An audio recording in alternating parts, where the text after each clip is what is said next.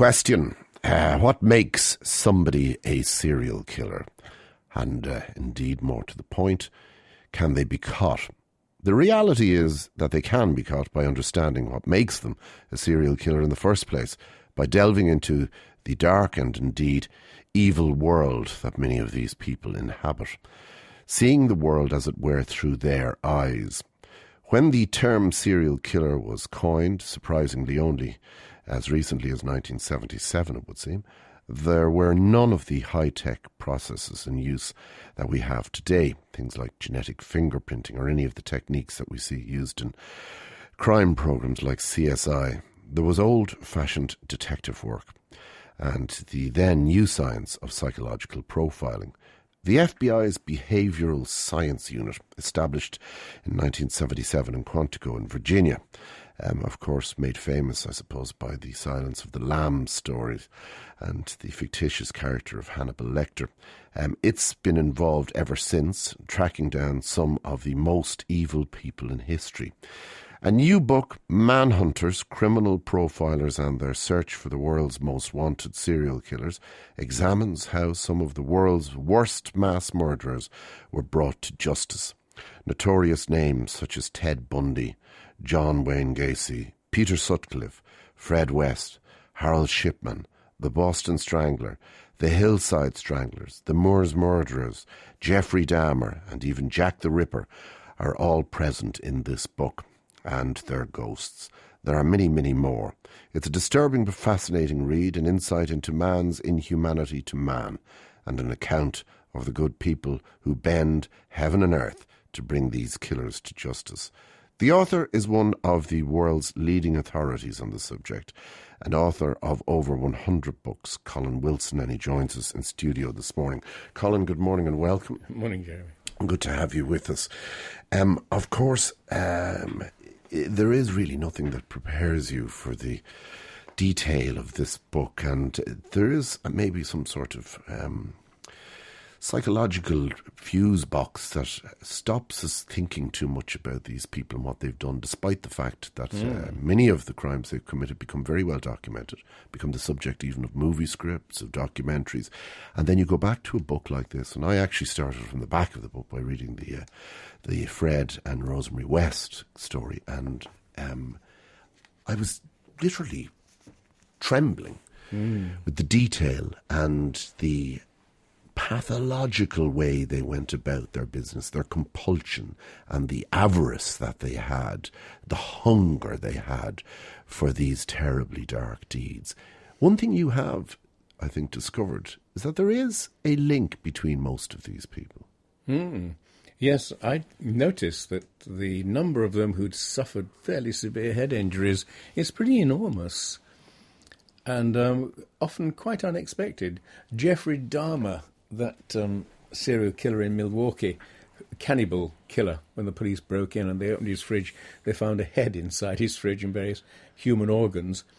But he was an appalling fellow. I mean, drilling people with absolutely drills, appalling man. Or he attempted to lobotomize them, didn't he? That's right, yeah. But when I was studying the case, I suddenly came across the fact that Ressler, who was the man the book is mainly about, one of the best in that Quantico lot of profilers, Ressler said to him, "Have you ever been a victim of crime?" And he said, "Oh, yes." He said, "When I was walking back from school one day, 3 sixth formers came up." He said, and I could tell that I was in trouble because they were looking at me in a peculiar way. He said, and then they hit me. One of them hit me on the back of the head, knocked me unconscious.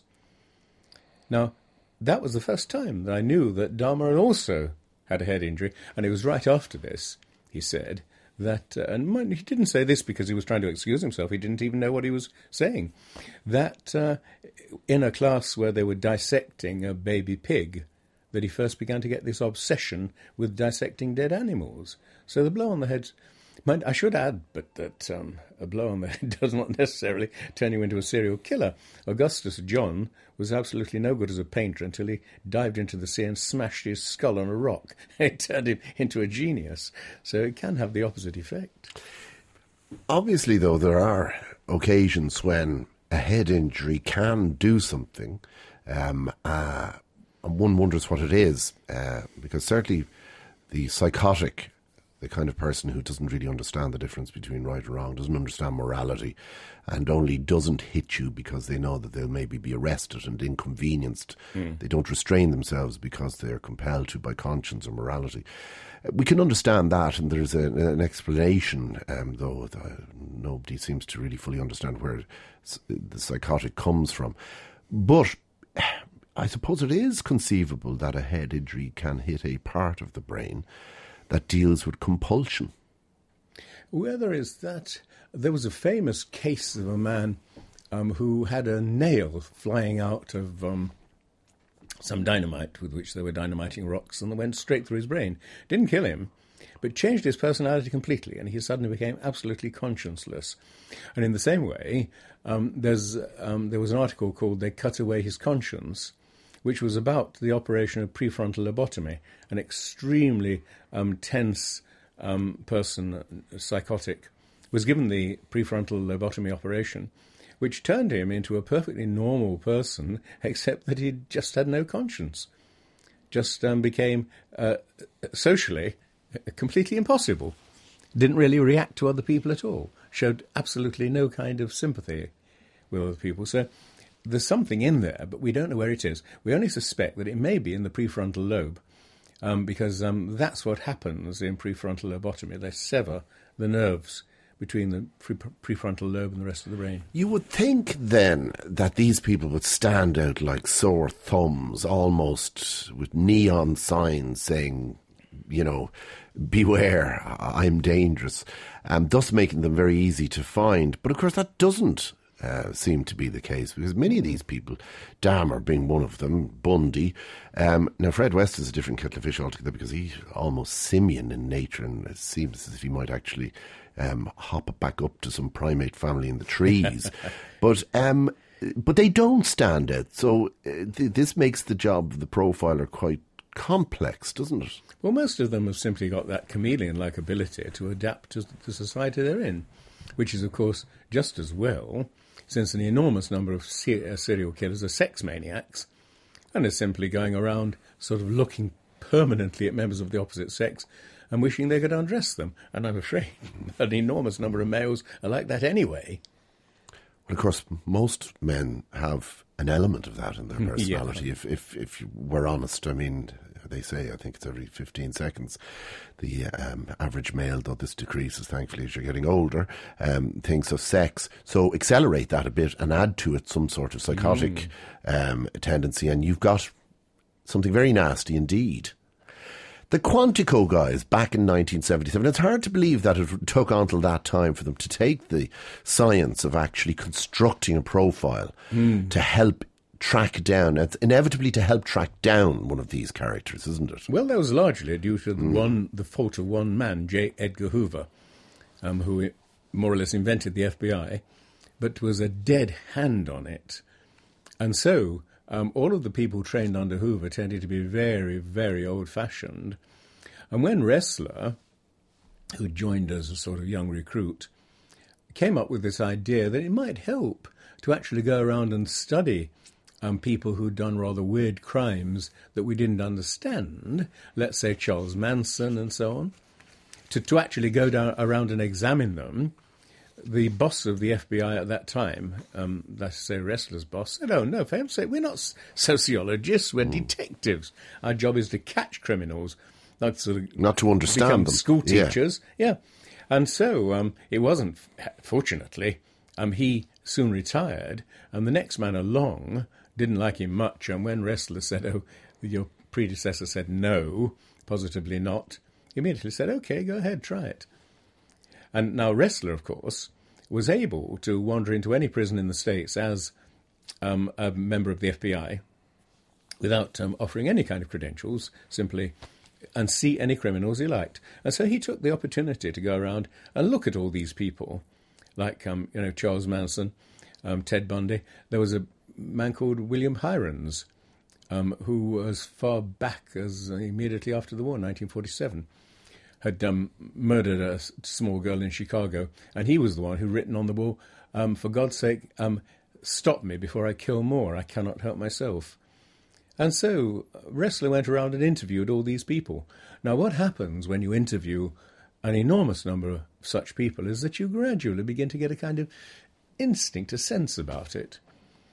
Not long ago, when this Ipswich killer in England, I mean, it was getting on for about 9 months ago, wasn't it? The first person to be arrested in the Ipswich case was a murder of prostitutes. I wrote an article for the Daily Mail and I said, I'm not happy about this man they've arrested. Just doesn't fit. And sure enough, a few days later they arrested somebody else and let him go. So you just get a sense of when, they fit and when they don't. And that's what Ressler did by interviewing an enormous number of serial killers. In that case, why did you believe the first suspect didn't fit?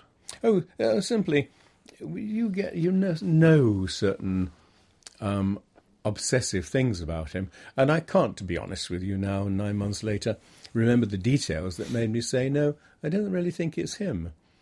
But because he was a person who went to a lot of prostitutes, apparently. But he just, to begin with, one of the things that strikes you about most of them is that they're peculiarly antisocial. They're often absolute bastards as far as women are concerned. So that you can generally say that if a person seems to be quite decent, then on the whole there's not serial killer material there. They do become and have, an obsession with hating women. And they're usually, Dahmer was quite like that. And Bundy, they were all like that, really. And of course, this has been a season of Jack the Ripper documentaries on the Discovery Channel. And they've been peddling all the usual explanations. And without doubt, whether there was 1, 2 or even 3 Rippers, the Ripper had a pathological hatred of women. And it's this happens again and again and again. And it's usually due to the fact that usually in childhood, they haven't had enough affection, which is the time we establish these sort of deep social links with other people, so that in effect they become psychopaths, as it were, at the age of 10, or the seed is laid anyway at the age of 10, and you can see what goes wrong with them. It's just a lack of ability to form proper relationships. The Whitechapel murders were extremely gruesome. And now there seems to be more information, really, than ever before. We have, of course, the law now gives us access in the National Archives to many of the letters that were sent, and there seems to have been hundreds of them from all sorts of different people to Scotland Yard. And the frenzy that the Ripper indulged in, cutting out internal organs, cutting the breasts off the women, cutting their vaginas out, stabbing them in the eyes, there is an exotic nature to this frenzy. What do you believe? Do you believe, first of all, there was more than one? Oh, no. I'm pretty sure the Ripper was one single person. In fact, there's an enormous amount of evidence that shows it was one single person. But as to my suspect for the Ripper, for quite a while, I was convinced that it was this Liverpool cotton merchant. Well, the devil was his name. Tumblety, was it? Sorry? Tumblety, was it? Oh, no. Tumblety is a fairly late... he's a late comer to the... Late comer to it. But anyway, I'm totally convinced it was this man whose wife was absolutely permanently unfaithful, Maybrick, permanently unfaithful to him. But no, when I came to write this book and saw the programme that people from Quantico had made about the Ripper, I suddenly saw they have far, far more experience of this type of thing. And the kind of person they profiled was definitely not somebody like Maybrick. So I suddenly realised, well, we still haven't caught the Ripper. We've still no idea who he might be. I got interested in the Ripper simply because my grandfather, who was a child in Whitechapel at the time of the Ripper murders, told me about them and said his mother had said to him, be sure you're home before dark or the Ripper will get you, which of course he wouldn't have dreamed of. And that was the thing that interested me so much, so that even as a child I was quite interested in sort of these kind of horrors. Well, looking at the work that the Quantico guys did, and they did indulge I think the people who were interested in continuing to investigate this and make documentaries about the Ripper, what kind of character did they divine was carrying out these murders? Well, all that I mean is that once you've met or had any relationship with the kind of guy who can do this kind of thing, you suddenly begin to understand certain things. I'll give you an example. Ian Brady, the Moors murderer. Mm-hmm. You know. I know Brady. And for years I was fascinated by the case and wondering why Brady did it, particularly as I'd been told that Brady was a very intelligent person. Then I accidentally came into contact with Brady. Some girl turned up at our house saying that she had some letters from Brady and intended to publish them. And I said, you can't do that because they're his copyright. Anyway, the result was that she said, well, will you help me to write a book about Brady and about myself? So I said, well, I'll help you sort of sketch it out. Then Brady wrote to me and said, was it true I was helping her to write a book? And we got into correspondence. Now, at first I thought, well, he does seem an intelligent guy, extremely widely read, and on the whole, doesn't seem to me too abnormal. That was only to begin with, and then I suddenly began to realize that there is one problem about Brady. He has a pathological tendency to blow off the handle and go absolutely nuts, ballistic.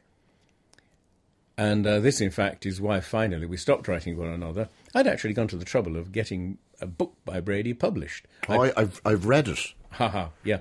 Quite an extraordinary book, because you're really lulled by his mastery of the English language, the slightly cockamamie, but nonetheless kind of initially credible psychological theories that he's got. But then as you read on, you begin to you go, well... You begin to get that odd feeling, don't yes. you? And that's what I'm talking about. That's writing to suit. You get that feeling, there's something wrong here. And finally, the hospital that Brady is in heard that he was going to publish this book.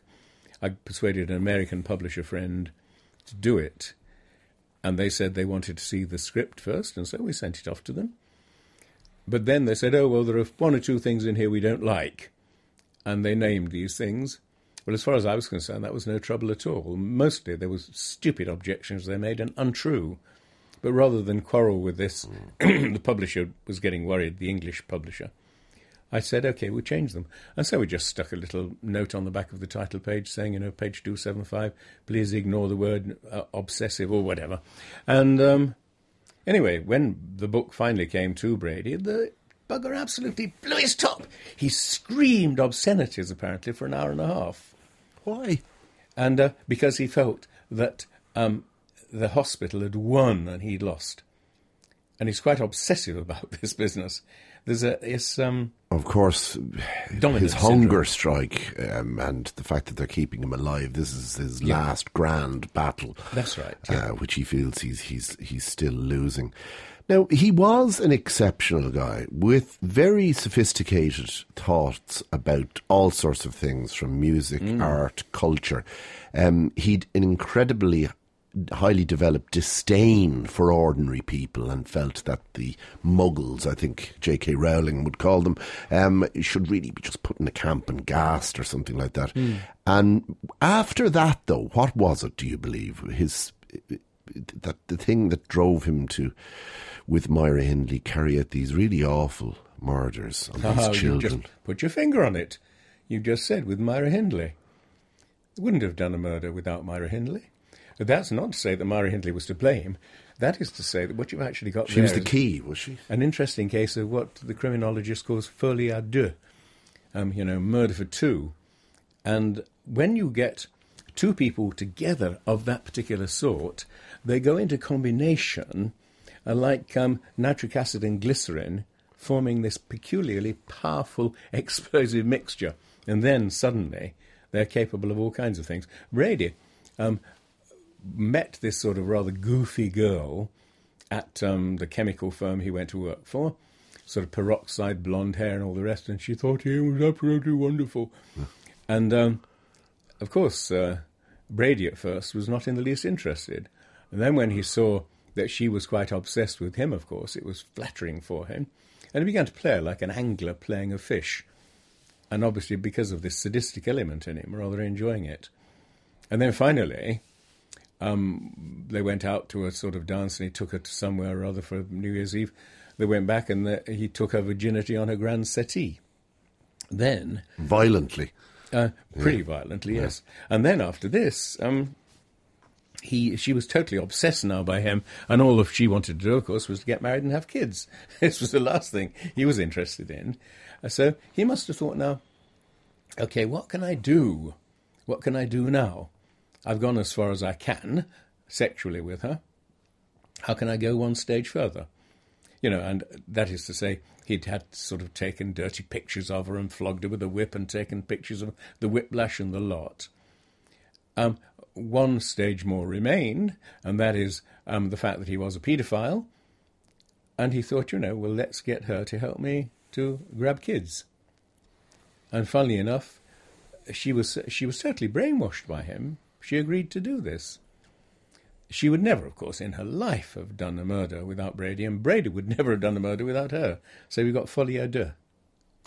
And was he doing this just to be entertained by her being involved in something awful, or was it his satisfying? Was she just an accessory to his sexual distortion? Oh, he's sexual, all right. Yeah.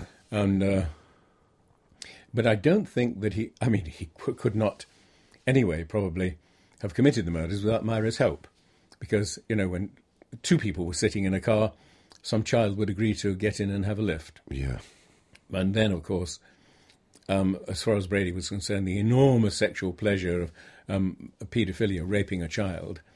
And then the feeling afterwards, and this is quite important for these people, as often as not, they take all kinds of souvenirs and do various things, like sometimes recording, in Fred West's case, of course, actually filming rapes and that kind of thing, and then looking back on them later with great satisfaction.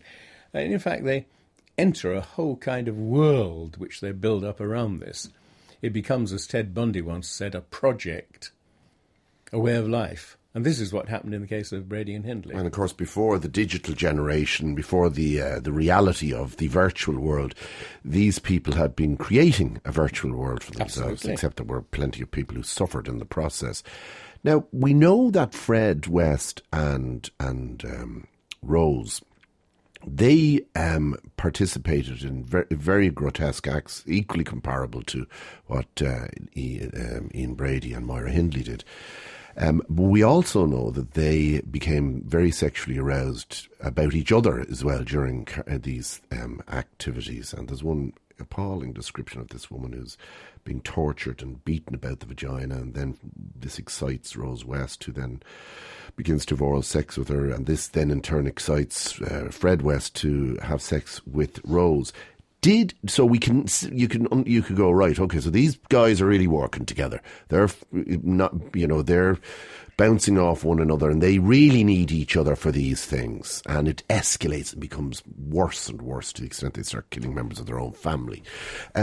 Did Brady and Hindley, was that the way it was, or was Hindley merely a facilitator for Brady? No, it wasn't the same with Brady and Hindley at all.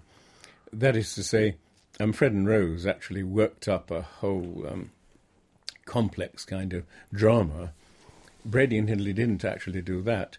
With Brady, you see, I think he was so much more completely introspective. In fact, for Brady, sex was really fundamentally masturbation. For Fred West, sex was a kind of drama that he himself was the producer of. And he really enjoyed. This, of course, I must emphasise, I'm pretty sure, was due to the two head injuries, two quite serious accidents, both of which left him unconscious for quite a long time. And it was after this that he began behaving in a peculiar way. His family noticed that he became extremely short-tempered and nasty. He'd been a sort of rather good-tempered, easygoing person before that. And became totally sexually obsessed. there must be some part of the brain, actually, that produces these sexual hormones that is triggered in cases like this. Where it goes into totally inappropriate overdrive. Yes, absolutely. Far beyond what nature requires for procreation. I mean, a million light years beyond it. I quote in the end of this book an American judge talking about some particular rape case who said the male sex drive has a strength beyond any useful purpose that it serves. And he'd really put his finger on this. It is absolutely... Another serial killer, Danny Rolling, with whom I corresponded for a while. Danny Rolling sent to me a quotation from some study that had been done in which young male students at university were asked if you could rape a girl with an absolute certainty that you would not be found out, would you do it? And something like 99% said yes. So you have, in fact, this fact that nature has unfortunately produced this extremely powerful sex drive.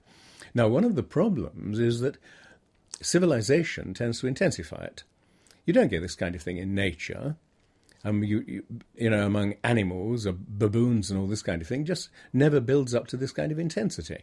It's only when you start putting people together, so to speak. And this, incidentally, was discovered when a couple of American scientists did some experiments with rats. Well, of course, you see, in the animal world, you don't contain, through society, promiscuity. So basically you can roger anybody, and that's kind of the norm of the day. Whereas, of course, in human society, for a long, long time, we've said, no, you can't be doing that, or at least if you are doing it, it's going to be frowned upon. No, of course, as I say, there's kind of obsessive quality that builds up simply because our civilization is overcrowded. And a couple of American scientists did these experiments with rats, where they quickly discovered that if they overcrowded rats, what happened was they produced a small percentage of the rats who became rapists. Now, believe it or not, this never happens in nature, absolutely never. Rats do not commit rape. But this lot not only committed rape, they commit cannibalism and so on. So what we're actually doing by getting this overcrowded civilization is building up an increasing tendency to this kind of thing. To the extent that your ability to understand and be constrained by conscience, or even possess conscience, is destroyed or overridden. And there's another thing too, something that's always puzzled me very, very deeply, and that is this, that very often a person who starts off as simply a rapist, simply because he likes the idea of, possessing somebody, then becomes increasingly sadistic. That's what I don't understand. So that... Is that to intensify it, though? He wants to actually give pain, and then finally can become incredibly sadistic. For example, in the case of the Hillside Stranglers, two American Italian cousins, they started off by murdering a prostitute because they wanted to get back at the madam who had swindled them, and they decided they may as well rape her as well, which they did. But they so enjoyed raping her that they then went on to a whole series of rape murders, which simply got worse and worse and worse. And they ended by, they'd strangle a girl until she was unconscious, and then let her come back to consciousness, and then strangle again, and keep on doing that for hours at a time.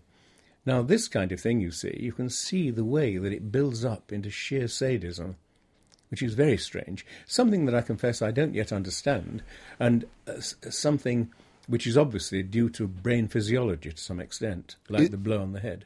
Could it be that, having gotten away with it, you realise that you can take it one step further in terms of intensity? I don't know whether it's in terms of intensity. You see, Ian Brady once said that after committing 5 murders, he got a strange sense of having done it all, of boredom, kind of Ecclesiastes. What's next effect. after that? Yeah, what next? Where can you go?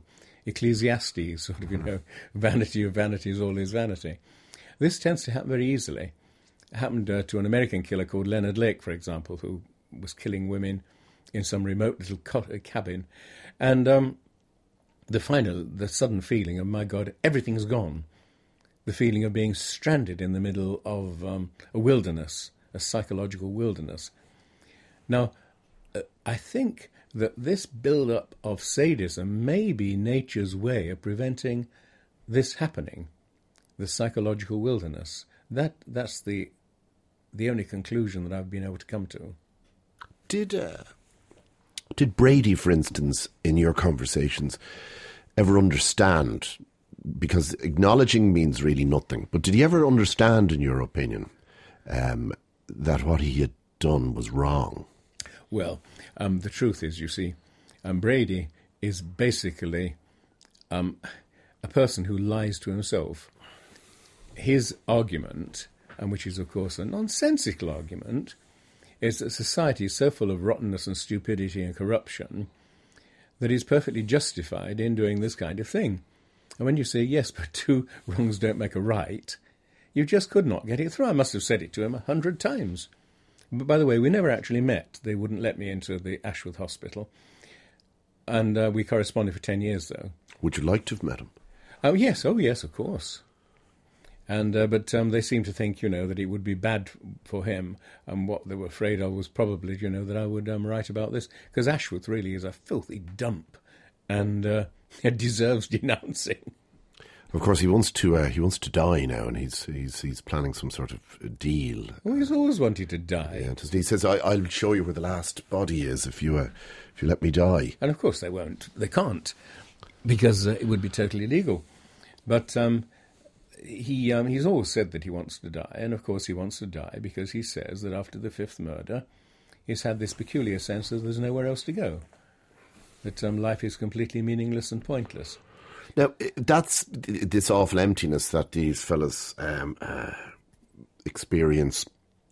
Can they do something even more heinous then? If in their torpor, can they regenerate and become even worse? I don't think so. What tends to happen is, of course, they do something that gives them away. Yeah. And you're pretty sure that this is psychological. It's the unconscious. They're unconsciously, quite deliberately giving themselves away. And they feel that they've come to the end of the tether. So long, I think, as we have some kind of basic drive that keeps us going, then these things don't tend to happen. Fate tends to favour such a person. But once you've got to that stage of feeling that life is absolutely meaningless and pointless, I noticed this in my first book, The Outsider, writing about 19th century figures who'd sort of died in the most miserable ways, that fate, as it were, comes along and hits you on the head with a sandbag just at the point you're saying, oh God, life is meaningless. Okay, well, take that. Let's see where you go from there. Another continuing aspect that you find thematically recurring in the search for these people, and indeed inevitably then when you actually get a chance to examine their characters, is this obsession with dominating. Yeah, dominance is the... And there's no difference, I think, you feel, between that and controlling. That's absolutely that. You see, I was told by Robert Ardrey, who was a zoologist, that one of the most interesting things about the Korean War was there were no escapes of American prisoners. And the reason for this was that the Chinese watched all the prisoners fairly carefully and then selected from them the ones they felt to be dominant.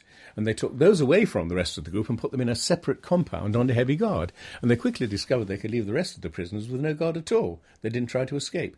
And the other thing they discovered was that the number of prisoners who were dominant was always precisely 5%, 1 in 20. And what's more, they discovered that it's 1 in 20 among all animal groups, birds, fishes, the lot. So 1 in 20 is dominant. Now, in human society, what happens when a person has a certain dominance is that, with luck, they find a way of expressing that dominance. He was a leader. Yeah, the leader figure. But, for example, Henry Irving, the great Victorian actor, was a bank clerk for years before he discovered acting and became the greatest actor of the age. Now, imagine he'd stuck as a bank clerk for the rest of his life. That the opportunity had never arisen. He would have been very, very deeply frustrated. And that, I'm saying, is what tends to happen with serial killers. You get somebody who is potentially quite unusual, but because they feel themselves absolutely trapped and can see no way to express that dominance, they simply explode. And the simplest and quickest way of exploding is, of course, to commit violence against another person. And then you suddenly realise that that violence against the other person hasn't really done anything for you. Just does not work. Because, of course, what they all basically want, what Leonard Lake, that killer in California, who kept kidnapping girls because he wanted to find the ideal girl. A girl who would agree and submit to anything. Yes, absolutely. And he'd kidnapped and killed about 11 or 12 of them. You say he was maybe pretty close to the most notorious and awful. Yep, I think probably he is. He's just about as bad as anybody. And, of course, his partner, an Asian called Ng, N-G, is now sitting on death row. And once again, you've got this fact that Lake would not have committed his murders unless he'd had this partner to egg him on, so to speak, folie à deux. So you quickly begin to discover all of these things meshing together again and again and again in such cases. You mentioned that Leonard Lake, having gone through about 11 of these slayings where he would take the girl, dominate her, control her, get her to a point where she would submit to pretty much anything. Then he'd go on and get another one because he'd kill her eventually. That he arrived at a point where he was completely nauseated and empty and unfulfilled. There was, no matter how wild his exertions were in terms of brutality or sexual assault, he wasn't getting any satisfaction from it. No, because what, in a sense, he really wanted was a proper relationship, which is, of course, the last thing he was getting with these particular methods. He was the fact that he needed a person like Ng to work with him showed that he recognised this in a funny sort of way. What did Ng do? What was Ng's role in the relationship? Ng participated in the kidnapping and so on, and, of course, took part in the rapes. But and it was Ng who finally got him arrested by stupidly stealing a vice from a hardware shop, and they chased after him and caught Lake, and quickly discovered, that Lake wasn't who he said he was, and Lake actually took a cyanide pill in front of the police. I'm delighted to say the bugger took 3 days to die. He took 3 days to die. Well, there is some justice. Yes, absolutely. Now, when you look at all these people, and seem to be explanations, some of them partial, some of them almost full, some of them possibly even full, for what has driven them to do this. I mean, in the case of Lake, you're saying maybe if he'd had a full, proper, decent, normal, That's right, conventional relationship, maybe these very, very dark demons would not have been excited and let free, and maybe not. Is it possible, is it conceivable that any of these people could have been identified on the threshold or on the cusp of their condition and prevented from carrying out their crimes and rescued from themselves? Well, the more psychologists recognise the nature of the problems, the more they're able to see in advance that this person's a time bomb who's going to explode. And I think, of course, you can defuse the time bomb to a large extent by chemical means. Of course, many of them deliberately will not stay on their medicines and, get rid of them. But the ones who do, it's amazing the extent to which actually they can control themselves, because that's the real problem, you see.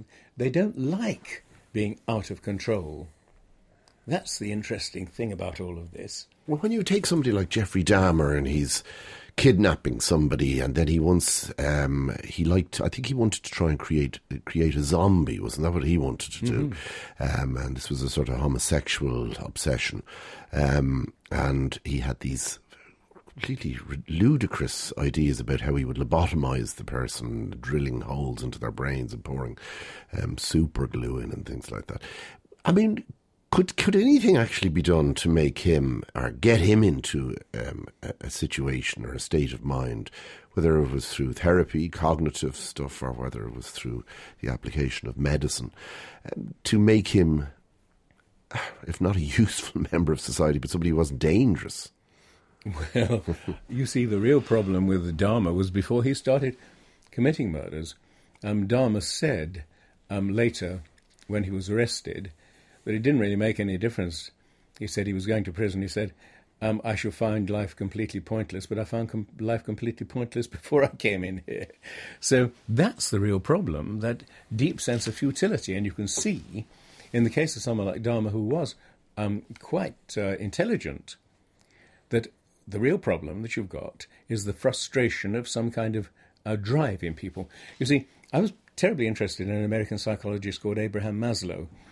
And Maslow had quickly discovered that when he studied healthy people, all healthy people he came across had with great frequency what he called peak experiences, experiences of bubbling, overwhelming happiness. And the extremely healthy people tended to have these. Now, that, I think, is what human beings are really aiming at in a sense. What's more, Maslow discovered, when he talked to his students about peak experiences, they began remembering peak experiences they'd had in the past. And as soon as they began to talk about them, they began having them all the time.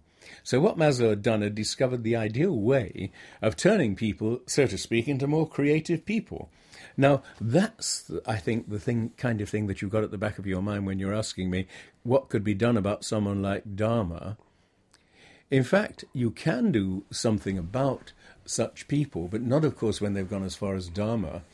Maslow and another psychologist called Hoffer worked together on hopeless alcoholics, and they quickly discovered that what distinguishes the alcoholic from the average person is that very frequently they're a higher level of intelligence than the average person. Then he also discovered that they also tend to have had these sort of nice experiences, let's say listening to music or countryside or all that kind of thing. Well, what they did was to devise a method of giving these people extreme peak experiences using psychedelic drugs, colours blending on a screen, all kinds of different methods. And they found that when they gave these people these experiences, they ceased to be alcoholics. Stopped completely. And so you can do something about it. Why did they cease to be alcoholics? Well, perfectly simple. They realised that alcoholism was, in fact, a kind of downhill road taking them away from what they wanted, which was this peak experience. Now, it can be done, in other words. Psychologists are beginning to get close to it and see the way there. Now, you can see that this, in fact, could, in theory, be applied to someone like Dahmer. And I think that's why people like Dahmer are quite interested. Why, for example, Brian Masters was fascinated by Dahmer and wrote a book about him, simply because you feel there ought to be salvageable human material there. And as I say, my own conviction is that that bash over the head really was the turning point. An observation by one listener says, Gerry, could you ask Colin, does he know why serial killers, certainly in this part of the world, normally seem to be white? Well, in this part of the world, because we are white. But no, there's plenty of black serial killers in America.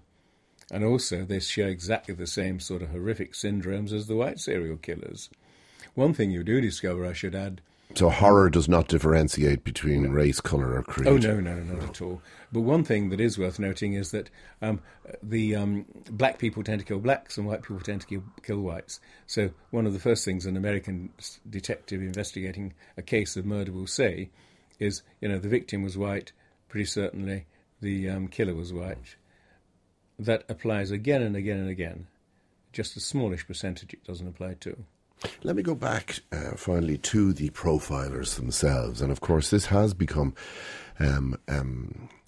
quite a well-developed science with the advent of computer technology, the cross-referencing, of course. If we look at the Yorkshire Ripper case, many of the problems they had there was because the indexes of the various different police forces involved in looking for the Yorkshire Ripper, they did not share information.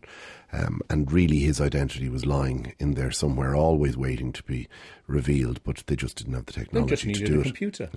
Now, so computers will really help and do really help.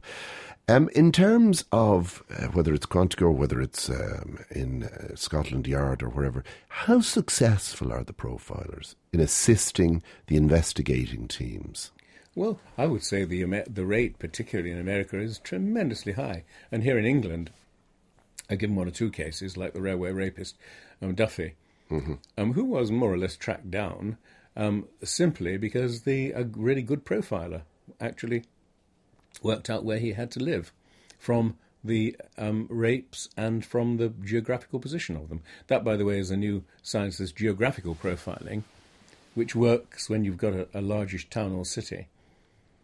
And again and again, people can actually be pinned down. So what you're actually getting is an increasing amount of skill in capturing these people, simply because we know enough about them and about their movements and about their psychological impulses and so on. Is it true to say then that there are certain serial killers who go into sort of hibernation for a while? And of course, this makes them, even for the most adroit profiler, quite difficult to predict, that they may kill, mutilate, rape, whatever, and then suddenly stop and maybe not do anything, maybe not resurface for a year or two. That, I can't actually think of cases of that, because what tends to happen, as I say, is that it becomes an obsession and becomes an addiction, so that in cases like Dahmer, for example, the crimes just get closer and closer and closer together. I can't. The only case did Sutcliffe stop for maybe about a year? Did he? No, Sutcliffe continued throughout that period.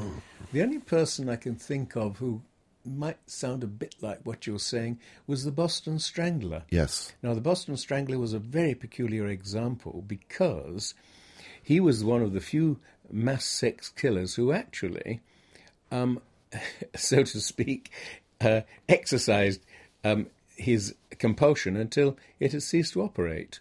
And he went from killing, from being the Boston Strangler, back to ordinary rape. A very, very rare example.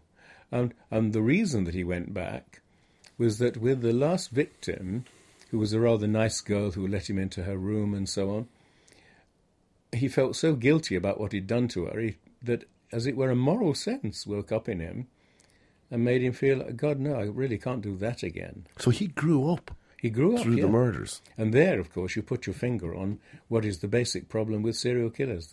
They're people who, in a certain sense, have not grown up. There's a fundamental childishness about them, fundamental lack of self-discipline, tendency just to blow off the handle and scream like spoilt kids. And, of course, there is a stage in our early lives, before pubescence, where you don't really have a great sense of right and wrong. No, absolutely and not. you'll try to cod your way to get anything. Yeah. Bernard Shaw talks about what he calls the birth of the moral passion, and says that we reach a certain age where the moral passion actually wakes up in us. Before that, we're completely immoral. And he seems to think that it happens around about the age of 14, or he says did in his case. So, this is, again, an interesting thing worth studying. Well, the bearded one must know best. Colin Wilson, it's been a pleasure speaking to you. The book is not for the faint-hearted, but I guarantee the one thing you will find that you share in common with the characters profiled in the book is compulsion to continue reading it. It's pretty hard to put down. Thank you very much indeed, and good morning. Enormous pleasure. Gerry